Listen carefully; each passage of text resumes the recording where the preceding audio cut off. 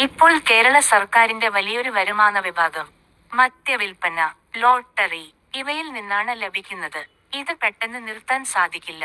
പക്ഷേ 10 മുതൽ 20 വരെ വർഷത്തെ പദ്ധതിപരമായ പ്രവർത്തനത്തിലൂടെ അതിന്റെ ആശ്രയം കുറയ്ക്കാൻ കഴിയും.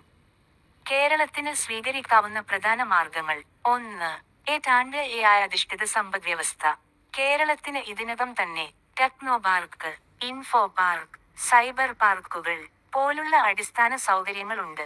ചെയ്യേണ്ടത്: AI കമ്പനികളെ ആകർഷിക്കുക. ഓരോ ജില്ലയിലും സ്റ്റാർട്ടപ്പ് ഹബ്ബുകൾ, വർക്ക് ഫ്രോം ഹോം ഗ്രാമങ്ങൾ. മലയാളം AI വികസനം. വിദേശ കമ്പനികൾക്ക് നികുതി ഇളവുകൾ. ഗുണം: ഉയർന്ന ശമ്പള ജോലികൾ, നികുതി വരുമാനം, വിദേശ നാണയ വരുമാനം, റിയൽ എസ്റ്റേറ്റ് വളർച്ച. 2. ലോകോത്തര ടൂറിസം സമ്പദ്വ്യവസ്ഥ.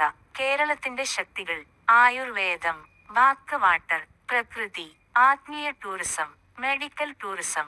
വികസിപ്പിക്കേണ്ട മേഖലകൾ: cruise tourism, night tourism, wellness വില്ലേജുകൾ, ഫിലിം ടൂറിസം, റിട്ടയർമെന്റ് ടൂറിസം. ഗുണം: ലക്ഷക്കണക്കിന് തൊഴിലവസരങ്ങൾ, വിദേശ നിക്ഷേപം, ചെറുകിട വ്യാപാര വളർച്ച. 3. വിദ്യാഭ്യാസവും സ്കിൽ എക്സ്പോർട്ടും. കേരളത്തിന്റെ ഏറ്റവും വലിയ സമ്പത്ത് വിദ്യാഭ്യാസമുള്ള മനുഷ്യശേഷി. കേരളം ആകാൻ കഴിയുന്നത്: nursing training hub, health care training centre, online വിദ്യാഭ്യാസ കേന്ദ്രം, അന്താരാഷ്ട്ര സ്കിൽ ട്രെയിനിങ് സ്റ്റേറ്റ്. വിദേശത്ത് ആവശ്യക്കാർ: nurses, care workers, technicians, AI operators, construction supervisors. ഗുണം: വിദേശ പണം കേരളത്തിലേക്ക്, യുവാക്കൾക്ക് തൊഴിൽ, സാമൂഹിക വളർച്ച. 4. ഗ്രീൻ എനർജി സമ്പദ്വ്യവസ്ഥ. കേരളത്തിൽ വികസിപ്പിക്കാം സോളാർ പാർക്കുകൾ, floating solar, hybrid solar wind, battery storage, green hydrogen. ഗുണം: KSEBക്ക് വൈദ്യുതി വിൽപ്പന, കാർബൺ ക്രെഡിറ്റ് വരുമാനം, ഗ്രാമപ്രദേശങ്ങളിൽ തൊഴിൽ. ഇത് നിങ്ങളുടെ ഹൈബ്രിഡ് ഗ്രീൻ എനർജി ആശയങ്ങളുമായി ബന്ധപ്പെട്ടതാണ്. 5. ചെറുകിട വ്യവസായ വികസനം. കേരളത്തിന് വലിയ ഫാക്ടറികൾക്കുപകരം അനുയോജ്യം. മെഡിക്കൽ ഉപകരണ നിർമ്മാണം, പൊടി പ്രോസസ്സിംഗ്, റബ്ബർ ഉൽപ്പന്നങ്ങൾ, ഇലക്ട്രോണിക്സ് അസംബ്ലി, മത്സ്യ സംസ്കരണം. ഗുണം: സ്ഥിര വരുമാനം, കയറ്റുമതി വളർച്ച, GST വർധന. 6. സർക്കാർ ചെലവ് നിയന്ത്രണം. കേരളത്തിന്റെ വലിയ ചിലവുകൾ: ശമ്പളം, പെൻഷൻ, വായ്പ പലിശ.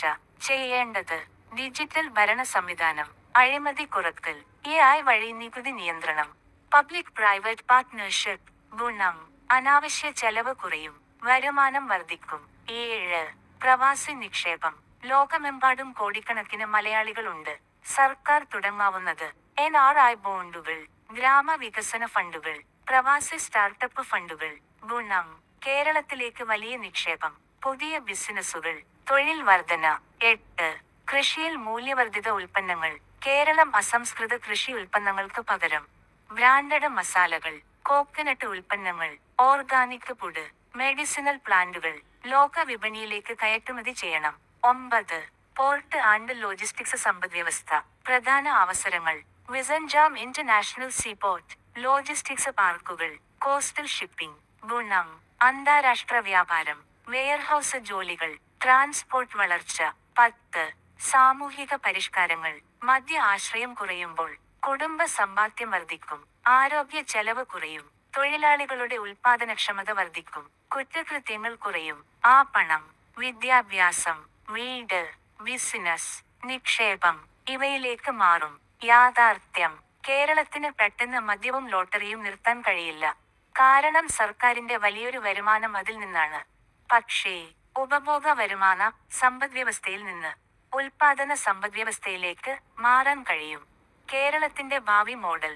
കേരളം കൂടുതൽ ശ്രദ്ധിക്കേണ്ട മേഖലകൾ: ഏതാണ്ട് AI, ആരോഗ്യ മേഖല, ഗ്രീൻ എനർജി, വിദ്യാഭ്യാസ കയറ്റുമതി, ടൂറിസം, ലോജിസ്റ്റിക്സ്, സ്കിൽ ഡെവലപ്മെന്റ്. ഇവയാണ് കേരളത്തിന്റെ ദീർഘകാല സാമ്പത്തിക സ്വാതന്ത്ര്യത്തിനുള്ള ശക്തമായ മാർഗം.